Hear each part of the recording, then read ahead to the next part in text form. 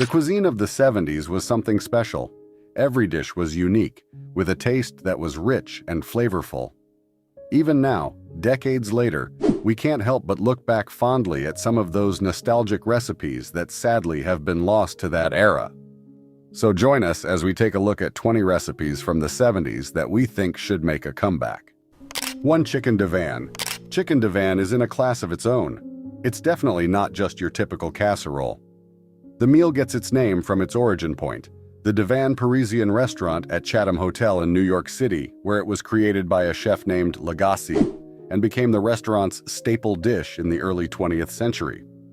Chicken divan is a twist on the chicken casserole that's usually served with Mornay sauce and broccoli. There were many recipes for chicken divan found in cookbooks from the 50s to the 60s, but it's very unlikely they were accurate given that the original recipe for chicken divan was kept secret by its creator. To make this culinary wonder, all you need is some leftover chicken, broccoli, frozen or fresh both work, a cream sauce consisting of a mixture of sour cream, cream of chicken soup, milk, cheese, and simple seasonings, and some crunchy toppings of your choice. To make it, you first dice the chicken, and then sauté it with some onions and celery in butter for 3 minutes. Add broccoli and olive oil once the chicken is halfway done and cook for 3 to 5 more minutes. Remove everything from the heat once the chicken is cooked through. Then add the cream of chicken soup, sour cream, milk, seasonings, and half of the cheese. Stir to combine and then transfer to a lightly greased casserole dish. Cover your dish with the remaining cheese, then bake everything at 350 degrees for 20 minutes, after which the casserole should be removed and then baked at 400 degrees. Combine the melted butter and your crunchy toppings. Sprinkle over the casserole and bake for a few minutes until the top is golden brown. Remove it and let it cool for 5 minutes. Then it's ready to serve. This creamy delight is both easy to prepare and tastes fantastic, something that can be said about the next bygone recipe on our list. Bake fresh for the first time in your own oven. Papa Giuseppe quiche Lorraine or quiche Florentine. Serve hot or cold for all the flavor of real home-baked quiche. 2. Quiche Lorraine. One of the most famous brunch meals in the 70s was quiche Lorraine, a savory French tart with a flaky crust filled with a creamy custard, crispy bacon, and sharp Gruyere cheese. It sounds like heaven? It tastes even better too. To make it, you needed a pre-made pie crust, and the perfect tip was to lightly bake the crust to get the perfect crisp texture it needed. You'd place the pie crust in a pie dish and prick the bottom with a fork. Sprinkle your bacon and cheese evenly inside the crust. Then in a bowl, whisk together some eggs, cream, salt, and nutmeg. Pour the egg mixture over the bacon and cheese and bake for about 35 to 40 minutes, or until the center is set. It could be served warm or completely cooled. It's an elegant yet casual dish, perfect for special occasions or a weekend breakfast. Quiche Lorraine was at its core an exotic dish that became a staple of American cuisine in the 70s for its amazing taste. A story that sounds similar to that of the next treat on the list. Fall for stroganoff too. Egg noodles, real sour cream mix, and your hamburger. Hamburger helper stroganoff. 3. Beef stroganoff. Another heartwarming dish from the 70s is the beef stroganoff. Originally from Russia, this dish became a staple in American homes in the 1970s for a nice, hearty dinner. Tender strips of beef simmered in a rich mushroom and sour cream sauce. This meal brings back so many memories. To make this, it is best to use thinly sliced flank steak for a very tender stroganoff. Cook the beef over medium-high heat in a skillet until browned. Remove the beef and in the same skillet, sauté onions, garlic, and mushrooms until softened. The trick is to sauté the mushrooms until they have a golden brown color for maximum flavor. Stir in some flour and cook for a minute, then gradually add in the beef broth. Be sure to stir constantly. Return the beef to the skillet and let it simmer until the sauce thickens. Stir in some sour cream and mustard, season with salt and pepper to taste, and voila! You have your beef stroganoff. It can be served with a side of steamed vegetables or crusty bread for dipping. Beef stroganoff was everywhere in the 60s and 70s, but it didn't get quite as much love as the next item on our list. 4. Cheese fondue. Cheese fondue was undoubtedly the star of 70s dinner parties. A pot of melted, gooey cheese, Everyone was invited to dip in bread, vegetables, and even meat. It was perfect for any gathering, and it brought people together. No jokes. To recreate this timeless dish, you need some good quality Swiss cheese or a blend for the fondue base. Rub the inside of a fondue pot with a halved garlic clove. Then get some dry wine and heat it in the pot until simmering. Gradually, add in the cheeses, making sure to stir constantly. Dissolve some cornstarch in lemon juice and add it to the cheese mixture. Continue stirring until it's smooth and creamy. Season with salt and pepper to taste, and you can add in a splash of brandy if you like. Serve up with an assortment of dippers and enjoy. If cheese fondue was the toast of dinner parties back in the day, then the recipe on the list was food fit for royalty. 5 Chicken à la King. This hearty delight was a great way to use leftover chicken back in the 70s. A dinner table favorite, it's creamy and savory and can be served over rice or toast. How to make it? Let's talk about it. Melt some butter over medium heat in a skillet. Stir in flour and cook for about a minute. Make sure to stir constantly. Gradually add in your chicken broth and milk and keep stirring until the mixture thickens. Add the cooked chicken, peas, bell pepper, and pimentos. Season with salt and pepper to taste and let everything simmer for a few minutes until it's heated through. Picnics back in the day were incomplete without a tray of chicken à la king, but if you're someone with simpler tastes, you just might prefer the next item on the list. 6. Cheese balls/logs. Cheese balls or cheese logs were a delightful appetizer you'd definitely find at parties in the 70s. They were usually made with a base of softened cream cheese, shredded cheese and spices, then rolled in nuts and herbs. A few tips for making them. You can use a variety of cheeses for a distinct flavor. Consider trying different toppings like sun-dried tomatoes, chopped ham, or dried sunberries, and then serve with crackers or sliced vegetables for dipping. The next recipe on the list is also a casual classic, albeit with a little more flavor. Your Helper Cheeseburger Macaroni turns your plain hamburger into a savory, tangy cheddar cheese and macaroni supper your family will smile about. 7 Hamburger Helper. The Hamburger Helper was a staple in many kitchens and dinner tables in the 70s. It was a quick and easy box mix that was the best solution for busy nights where the family did not have time to prepare dinner. It came in beef, tuna, chicken, cheese, dairy, and tomato flavors. Though it's mostly out of production, you can attempt making a Hamburger Helper-style pasta yourself at home. Start by browsing some ground beef, onion, paprika, parsley, garlic powder, cayenne powder, salt and pepper in a skillet over medium heat. Stir in some milk, broth, macaroni, and tomato sauce, then bring it to a boil. Let everything simmer for 10 to 12 minutes or until your pasta is tender. Be sure to stir it constantly to prevent it from sticking to the pan. You can stir in some cheddar cheese until it's melted. Where Hamburger Helper was a breakfast favorite in the 70s, potlucks and picnics were incomplete without the next treat on our list. 8 Ambrosia Salad. No potluck was complete without this sweet and creamy fruit salad. It was loved by both kids and adults, and making this sweet treat is super easy and quick. Get a large bowl and combine all your ingredients. You could use fruit chunks like pineapples, oranges, shredded coconut, cherries. You can play around with it however you like. Mix them all together. Add in some Greek yogurt and marshmallows, then chill in the refrigerator for at least an hour before serving. Top it off with whipped cream for some extra sweetness. Ambrosia salad has been making a comeback in recent times among people who miss its sweet, creamy taste, but things couldn't be any more different with the next recipe on our list. 9 Livered Onions. This delicacy was mostly popular in parts of the United States with major meatpacking industries, like the rural Midwest and the Northeast, where beef liver was easy to get. It was a pretty simple dish to make, too. All you needed were a few tablespoons of butter, an onion, a few teaspoons of white sugar, calves' livers, all-purpose flour, and salt and pepper for seasoning to taste. Start off by melting the butter in a skillet over medium heat. Add in some onions and sauté it for about 5 minutes. Add in some sugar and continue to cook and stir the onions for about 30 minutes.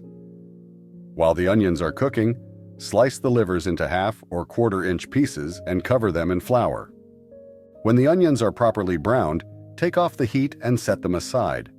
Add some more butter in the same skillet and cook the livers for about 1.5 minutes per side till they are properly browned, and your liver is ready to eat. Make sure to cover it with all caramelized onions from earlier before serving. Next on the list is another treat with a recipe that's been forgotten to time. 10. Pineapple upside-down cake. Another beloved sweet treat from the 70s was the pineapple upside-down cake. Sweet caramelized pineapple rings and maraschino cherries on top of a moist, buttery cake. This dessert will forever remain in the hearts and minds of everyone who tries it. It's absolutely heavenly. Preheat an oven to about 350 degrees. Melt some butter in a baking dish in the oven. Take it out, then sprinkle brown sugar evenly over the melted butter. Arrange your pineapple slices over the brown sugar and place a cherry in the center of each slice. Prepare the cake batter according to your box mix instructions or however you'd like to make your cake, substituting pineapple juice for water in the batter. Pour the batter over the pineapple slices and bake for 45 to 50 minutes. To check if it's ready, poke a toothpick in it. If it comes out clean, it's done. Let the cake cool for a few minutes, then turn it over onto a serving platter. Slice it up and enjoy. Not a lot of recipes from the 70s were as beloved as pineapple upside-down cake. Our next recipe was one of the few exceptions. You can do with tuna helper. 11. Tuna noodle casserole.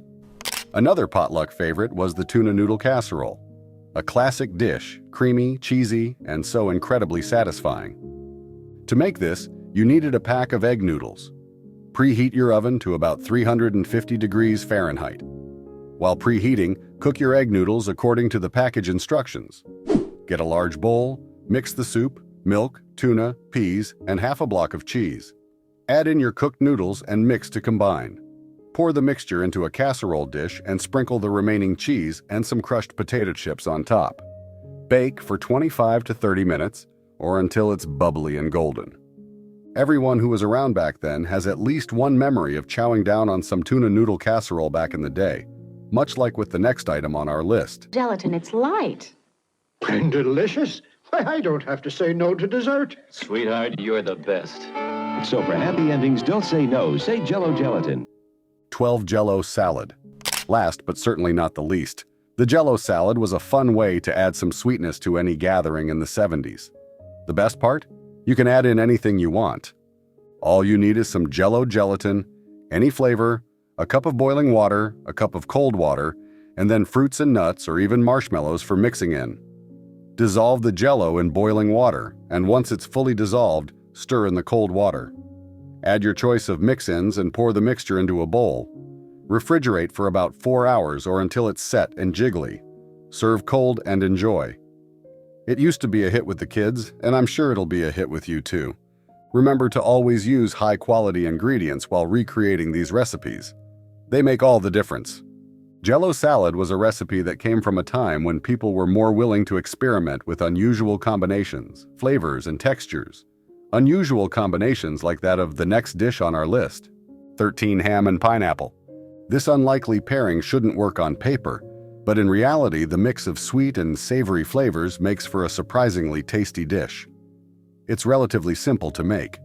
All you need is bone-in ham, whole cloves, pineapple rings dipped in heavy syrup, 1 can of a lemon or lime-flavored carbonated beverage, brown sugar, and a jar of chopped maraschino cherries. To start things off, preheat an oven to 325 degrees. Place the ham in a roasting pan, and using a sharp knife to carve out diamonds on the ham's skin, press a clove into the center of each diamond. Drain the juice from the pineapple rings into a bowl and stir with the lemon-lime soda and some brown sugar. Coat the ham up with your mixture and arrange pineapple rings on it. Put a maraschino cherry in the middle of each pineapple ring and hold it in place with a toothpick. After all this is done, toss it in the oven to bake for about 4 to 5 hours at 160 degrees. Bring it out to cool, and all that's left is to take a bite. The next recipe also proved not to have a lot of staying power, but unlike ham and pineapple, it was built to last. 14. Chipped beef on toast. This staple of the 50s and 60s traces its roots to the cuisine of the U.S. military during the First World War. It was so popular with service members that it became emblematic of the military experience of the time. Popularly known as shit on a shingle in military slang, The dish first appeared in a 1910 Army cookbook as a convenient recipe for feeding 60 men. And if the meal is anything, it's definitely a meal of convenience. Easy to whip up and made entirely with ingredients that are easy to store. All you need to make it is some butter and flour, milk, dried beef, sliced bread, and cayenne peppers if you want a dash of spice. To make the milk gravy, melt the butter and mix some flour into it. And after that is set, slowly stir in some milk. Bring the milk gravy to a boil and stir in the dried beef and some cayenne. Leave the entire mixture on a medium to low heat until everything is thoroughly cooked through. Leave it to cool, serve it on toast, and dig in. Chipped beef on toast was a lifesaver, but it comes a distant second to the next recipe on the list. 15 salmon patties. The history of the salmon patty goes all the way back to the Great Depression in the late 20s and 30s.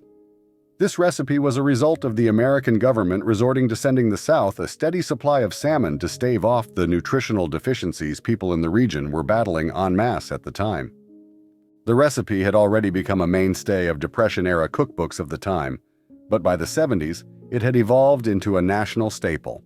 While there were quite a few variations of the meal that have popped up over the years, the recipe for a classic salmon patty is pretty simple.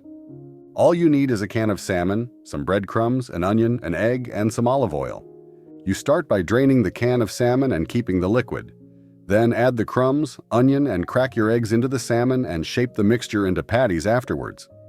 The next and final step is to cook the patties in olive oil until they are golden brown and they are ready to eat. If you weren't much of a fan of salmon patties, our next deep-fried treat just might be up your alley. 16 Swedish meatballs. Swedish meatballs are often rumored to be based on a recipe King Charles XII brought from Turkey in the early 18th century. And if you're wondering what was so special about it that would be worth carrying across borders, just imagine this with your mind's eye. Incredibly soft meatballs, made from a juicy combination of pork, beef, and soaked bread instead of breadcrumbs, seasoned with a dash of nutmeg and allspice, and smothered in an immaculately creamy gravy. Sounds like a mouth-watering combo, doesn't it? To make these morsels of creamy goodness, all you need is some minced pork and beef, a couple of bread slices, nutmeg, allspice, beef stock, flour, and egg. First, chop up the bread and soak it in grated onions. Next, roll up your minced meat into medium-sized meatballs, preferably about 3 tablespoons large.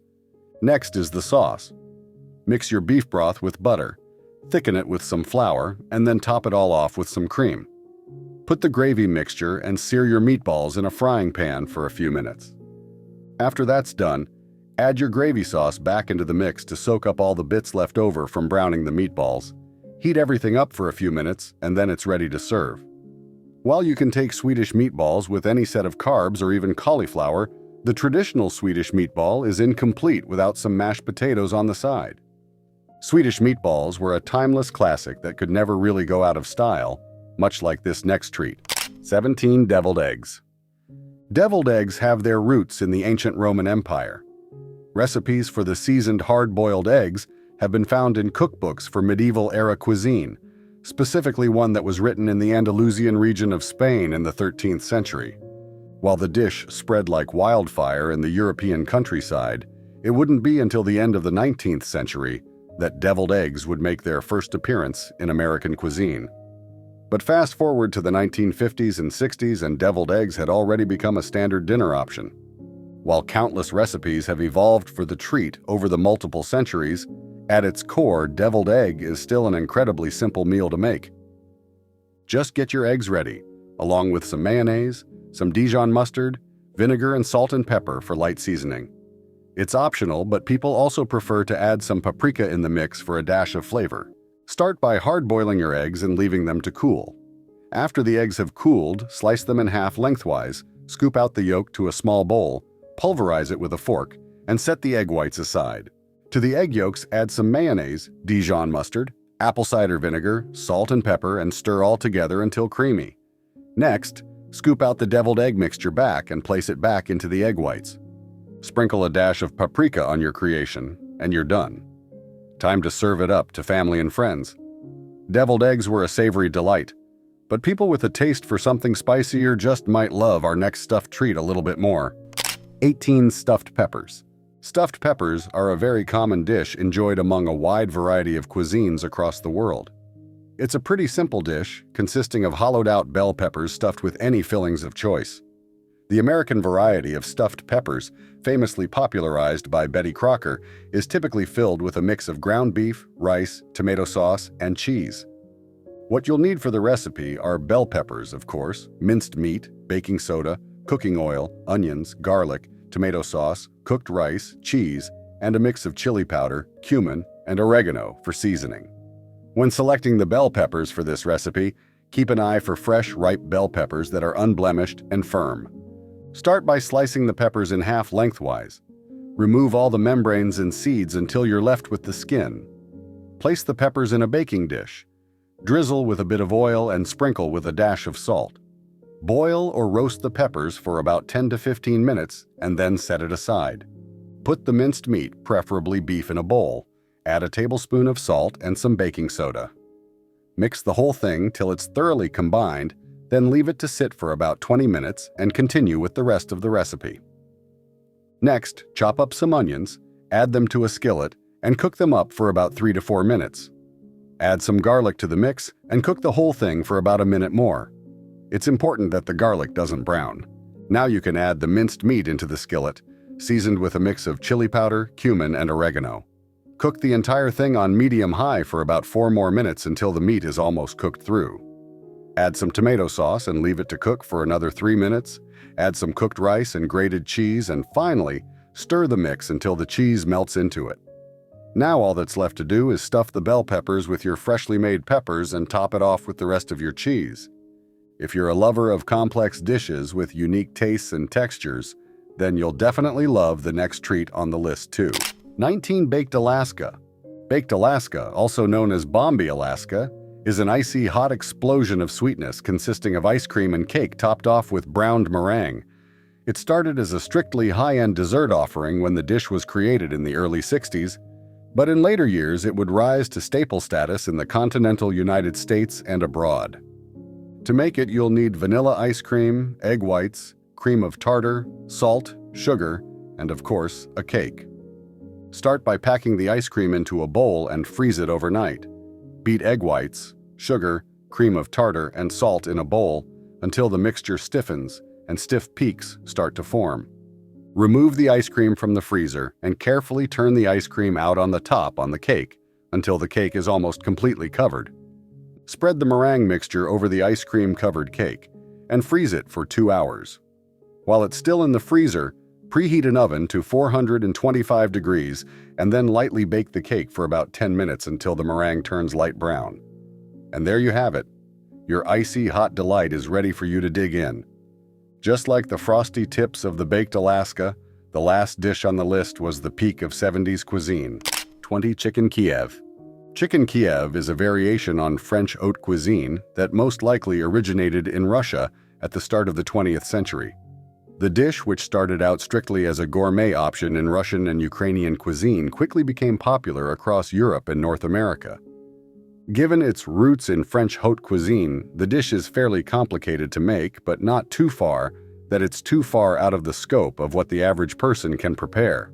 To make it, you'll need some chicken breasts, breadcrumbs, flour, eggs, butter, garlic, salt, and parsley for flavor. First, you make the stuffing for the chicken Kiev by mixing the butter with salt, garlic, and chopped parsley until the mixture is smooth.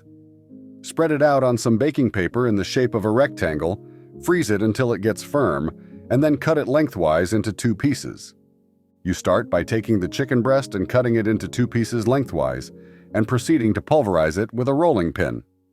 After it has been sufficiently flattened, next thing to do is stuff each piece of the chicken breast with a piece of butter filling. Season it with salt and pepper, wrap it up, and freeze it for 30 minutes. After it has set in the wrap, bring it out, roll in it flour, freshly whisked eggs, and breadcrumbs before freezing it again for another half hour. Next, deep fry the chicken for about 5 minutes until it's golden brown on the inside.